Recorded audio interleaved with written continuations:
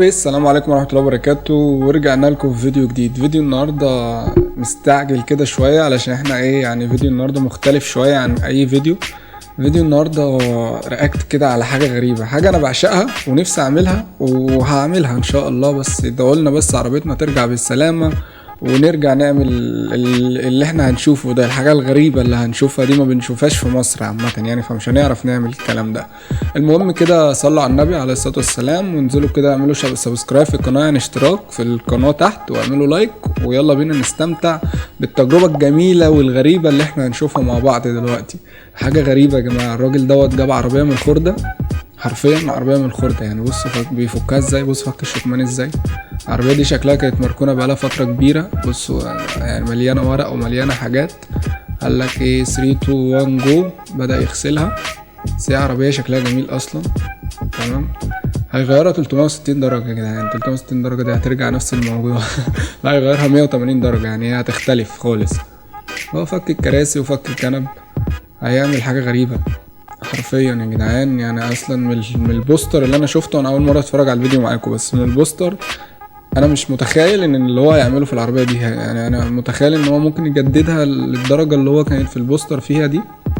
اكيد انتوا شفتوها في الصورة يعني. ده فك كل حاجة، فك الفيبر. انت بتبوظها ولا بتصلحها يا ابني؟ ايه ده فك التسجيل وفك التابلو. يا لهوي ايه ده الاستيب. فك الفرش يا لهوي. بصوا تحت الفرش اصلا عامل ازاي. تحت الفرش ده بايظ.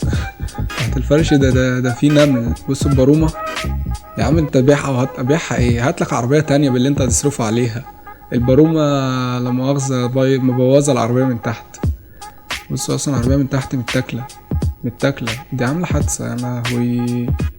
بيعيط عليها يا جماعة. البارومة مبوظاها من تحت. هتعمل فيها ايه دي يا ابني؟ متكسرة البارومة، بايظة العربية بايظة اصلا. هتعمل فيها ايه؟ بص بيوريك البارومة، وبيوريك طبعا الصاج اللي متاكل من كتر الركنة. يا جماعة اي عربية بتتركن الصاج بيتاكل بتاعها، البارومة بتاكلها والشمس بتاكلها، فخلاص مبقاش عربية. هي دي العربية. مش هو فكها يا ابني ولا ايه اللي حصل؟ ايه ده مش فككها. بصوا هو اللون بتاعها متاكل من كتر الشمس. هو مش فك الحاجات دي ولا احنا بنتفرج على فيديو تاني ولا ايه؟ في ايه؟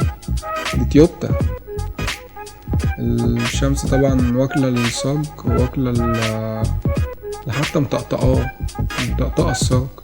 هو مش فك الكلام ده كله. هو ركبه امتى تاني؟ هو في ايه؟ الفيديو اتغير ولا انا عبيط ولا ايه؟ في ايه؟ الشروخ الازاز متشرخ يا جدعان. هو مش فك ده كله. هو مش فك بجد الحاجات دي كلها، ولا هو كان بيجيب لنا من نص الفيديو يعني بيشوقنا؟ دي مش هي ولا هي؟ دي مش هي. ايه ده في ايه؟ انا اتلخبطت يا جماعه. انا اتلخبطت. خلينا مكملين وهنفهم في الاخر. جاب اكسدامات ورفارف، بيفك الاكسدام. دي الاشارات بتاعت العربيه. دي الفوانيس، فك الفوانيس، فك الرفرف. هي العربية التانية شكلها بايظة فرماها ولا ايه شكلها؟ بس مش هي دي العربية اللي كانت جاية في اول الفيديو صح؟ بيفك الفوانيس بتاعتها. الفوانيس دي يا جماعة بتفتح زي العين كده وبتقفل زي العين كده، حاجة غريبة. فك الاكسدام بتاعها، وادي فك الرفرف. ده رفرف جديد، اكسدام جديد سوري مش رفرف، اكسدام جديد هيعدلوا عليها. فك حتة الحديدة اللي هي بتاعت الاكسدام اصلا، يعني الحديد ده اللي بيركب على الاكسدام، ركب لها حديدة تانية عشان يعدل الاكسدام. دي كده بنركب لها حديدة تانية يا جماعة عشان الاكسدام التاني يركب عليها، عشان تبقى مش بيبقى اللي هو الاكسدام الجديد ده مش بتاعها، فاهمين؟ اللي هو بيعدله كده. ده كده بيعدل الاكسدام كده. ركب الاكسدام الجديد وعدله. هتعمل ايه تاني يا ابني؟ ايوه بيوريك يعني اللي هي العتبة بتاعت الاكسدام اللي هيركبها تحت الاكسدام. دي برضو بتخلي العربية زي واطية كده على الارض، وبتخلي شكلها شيك يعني. خلص من الاكسدام والرفرف. بيفك الدلايات، هيركب العتب كده. هو بدأ يركب العتب بتاع العربية. احلى حاجة يا جماعة لما تكون انت مثلا ايه يعني واثق في نفسك، بتعرف تعمل الحاجات دي اوي. التعديل بتاع العربيات والفينش بتاع العربيات ده جميل جميل جميل حرفيا يعني. خلي الواحد كده ممتع مستمتع وانت بتقعد تعدل في عربيتك كده. وعقبال المتابعين كلهم لما يبقى معاهم عربيات كلهم ان شاء الله. عقبال عربيتي لما تطلع من السلامة، يعني عربيتي عاملة حادثة يا جماعة اللي ما يعرفش. كده ركب العتب والاكسدام. بصراحة حرفيا العتب عجبني اوي، العتب جميل اوي، العتب العريض ده. مش عارف اصلا ممكن نلاقيه هنا ولا لا، ممكن برضو يعني شوية على شوية. احنا بنيجي نعدل في العربية بتاعتي ان شاء الله، يعني نبقى مع بعض نعدل فيها. غير الطيارة كمان، هيركب طيارة تانية. وفك بيفك ايه بقى هو كده، فك الاكسدام اللي ورا والطيارات اللي ورا هيعدلها. هو كده فك الاكسدام اهو. الاكسدام بتاعها بصوا عامل ازاي يا جماعة، اللي هو الاكسدام بتاع الشركة اصلا اللي هو العادي. هو بقى جايب لك اكسدام واطي اللي هو العريض اهو عشان يوطي العربية. هيخرم في الصاج وهيقطع. عارف اوحش حاجة يا جماعة تقطع في الصاج عشان تعدل، اوحش حاجة. تيجي تبيعها بقى تلاقي الناس يقعدوا يقولوا لك انت قاطع في العربية، انت مبوظ العربية. لا العربية دي مش فابريكا يابا، العربية دي بايظة يابا، العربية دي مش هناخدها، العربية معيوبة. وانت تكون معدلها في الاخر، انت اصلا بتظبط في شكلها. يا عم هي الشركة منزلاها كده وتعدلها ليه؟ بصراحة هو التعديل حلو التعديل حلو جدا بصراحة. احنا بنعشق التعديلات، بس هنا في مصر قلبنا بيتقطع لما تحط مسمار حتى في الصاج مش تقطعه، قلبنا بيتقطع كده. بصوا يا جماعة عدلها ازاي، ركب الاكسدام والرفرف ازاي. دي هوايات وحاجات اهو. هيقطع في البتاع، لا هيقطع في الصاج بتاع العربية من فوق علشان يركب. بص يقطعه ازاي. قطع الكبوت يا جماعة، قطع الكبوت عشان يعدل في العربية. يا ترى ده كله في الاخر هيطلع عامل ازاي؟ انا متفائل. والتعديلات دي بتنفع بره مصر، لكن هنا في مصر ما تنفعش. علشان هنا تعمل بس فتحة سقف ولا تقطع في السقف ولا تقطع في الكبوت، يقولك انت بوظت العربية. يقولك كده شال علامة تويوتا يا جماعة. انت اهو بصوا لحم البتاع ازاي اهو. اللحام ده ينقص في سعرها كده، سعرها في السوق يبوظ. بس يا جماعة ده فن يا جدعان، محدش يعرف الكلام ده يا جدعان. شغل التعديلات دي فن والله. كده ركب الاكسدامات ومعجن الحتت اللي متاكلة. دي اسمها سمكرة ومعجنة يا جماعة، في سمكرة ودوكو عشان تتخش تترش بقى. والاكسدامات راكبة فيها كده، دخلت الفرن عشان تترش. كده هيبدأ بقى اللي هو يقفل الحتت اللي المفروض ما تترشش. بص بيقفل الدواخل كمان عشان الدواخل ما ينفعش تترش. اوعى تشتري عربية فيها دواخل يعني هتلبسها. عربية فيها دواخل يعني عاملة حادثة والكلام ده هتلبسها، ما تشتريش عربية فيها دواخل. بيرش الاكسدامات والرفرف والطيارات. اللون الازرق في العربيات بيبقى حلو، بيدي لمعة كده عامة يعني. بس انا بعشق اللون الاسود في العربيات، بس انا نصيبي ان انا جبت عربية لونها احمر. استني بس الرخصة تخلص واروح اقوم جاي شاددها على طول ورشاشها كلها اسود على طول، عشان مينفعش اغير لونها دلوقتي عشان المرور. بصوا اللون الازرق سوري، بيحتفل بال100K. كان جاب 100K مشترك شكله. دوت الرفرف بيركب الشبكة. ده بيعمل شبكة على ايده كمان، ده جايب سلك وبيعمل شبكة على ايده. ناس فاهمانة، ادي العيش لخبازه. جاب فوانيس جديدة متعدلة، شكلها جامد بصراحة. بص الفرق الفوانيس القديمة والجديدة. عايش اوعى. شفت اصل احلى حاجة في العربية دي بصراحة المحور اللي هو الفوانيس اللي بتفتح وتقفل دي، اول مرة اشوفها بصراحة، جامدة اوي بجد. ركب الاكسدام الجديد وعمل لها شبكة جامدة بجد. الشبكة جامدة. ايه الجمدان ده.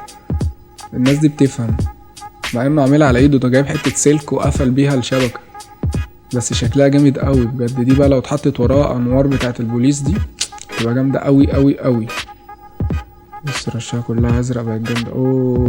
بقى عشق قلبي يا جدعان. المساعدين دي يا جدعان، دي المساعدين اللي بتخلي العربية توطي الارض يا جدعان. دي المساعدين اللي بتخلي العربية واطية. بص اصلا المساعدين اللي فيها تلاقيها عريضة كده. هيشيل المساعدين اللي فيها، بص عريضة ازاي، ويركب المساعدين التانية. بص الفرق، بص اصلا الفرق الطول لاحظتوا لما حطوهم جنب بعض هيوطي العربية بقى. بص لما ينزلها تلاقي العربية وطيت على الارض. بس لما تيجي تاخد مطب بقى والكلام ده ما بتحكش ليه، عشان المساعدين دي ناشفة شوية فاهمين. فالمساعدين دي ما تخليش العربية تحك.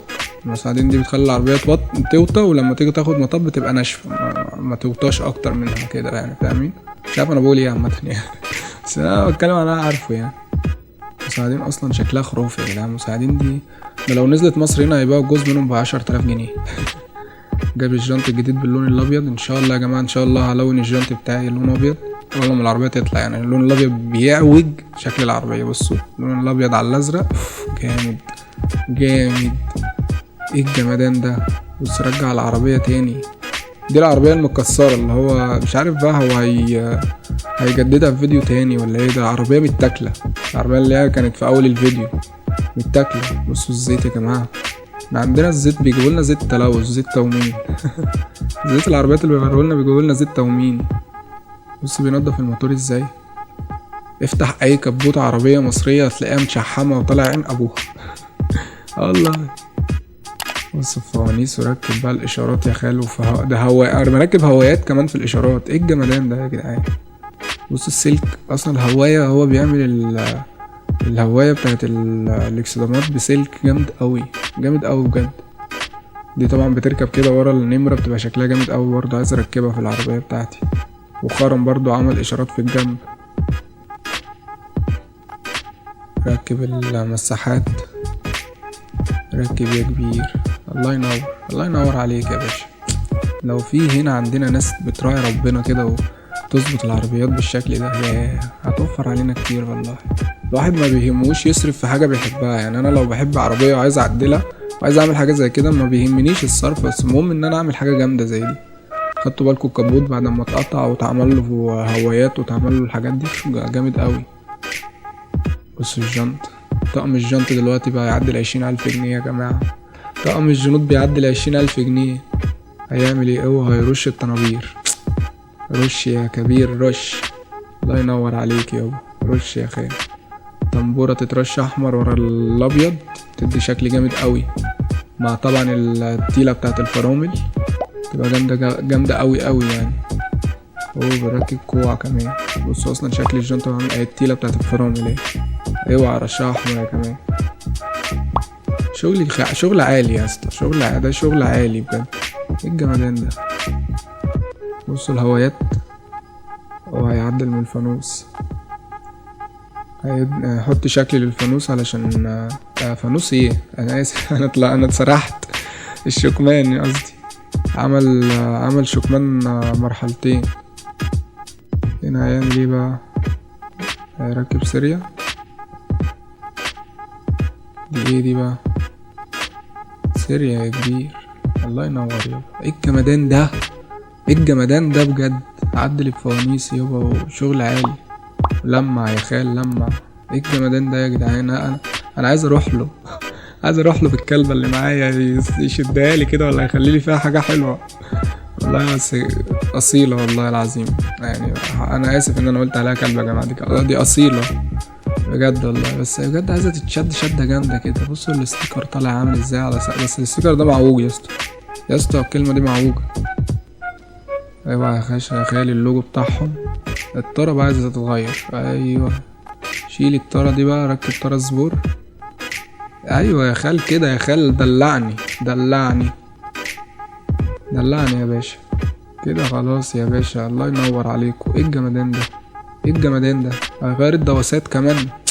دواسات اوريجينال يابا. دواسات اوريجينال. الدواسات البلاستيك دي اهم شيء. الله ينور بجد. رجع العربية زيرو. يقولك قبل الفاينل يعني قبل وبعد يعني. دي النهاية. الله ايه ده. ايه الجمدان ده. هي دي اللي احنا شفناها في اول الفيديو بس مش اللي احنا البايظة البرومة وكيلها. دي اللي كان هو دخلها يصلحها يعني. هو جاب عربيتين في الاول. جاب عربية شكله هيصلحها فيما بعد ودي عربية اللي هو بدأ فيها. ايه الجمدان ده يا جدعان. ايه الجمدان ده. لا بجد الله اكبر عليكم. تستاهلوا 100 من 100 مليون من 100. وراكب عدة صوت ورا لو تلاحظوا. اركن يا باشا اركن محدش قدك. الله ينور. ايه الجمدان ده يا جدعان. لا بجد جامد قوي. ادي كام صورة يا باشا وروق على نفسك. ادي يا غالي. ده انا لو معايا الصور دي يعني بص هتفشخر بيها طبعا الله ينور، الله ينور عليكم. thanks for your ايه انا ما بفهمش في انجليزي، ما تعمليش نفسك ان انت فهمان يا اسطى. انا بقرا كلمتين انجليزي، انا بقى بتكلم عربي بالعافيه. المهم كده يكون الفيديو بتاعنا خلص، يا رب يكون عجبكم، وانتظرونا في فيديوهات من دي كتير علشان انا بحب الحاجات دي جدا يعني. فلو لسه مكمل معانا لحد دلوقتي انزل دلوقتي اعمل سبسكرايب في القناه ولايك، واعمل فعل زر الجرس عشان تشوف الفيديوهات اللي جايه. اشوفك الفيديو الجاي، سلام. برضو مش هتوقفوني، بسكوني تسيبوني من دماغكم شيلوني. اسأل صاحبك اسأله، تيجي قدامي تفشلوا. حاولوا تحبطوني برضو مش هتوقفوني. ربك بيريد، حب الناس بيزيد، شكلك ما جيتش.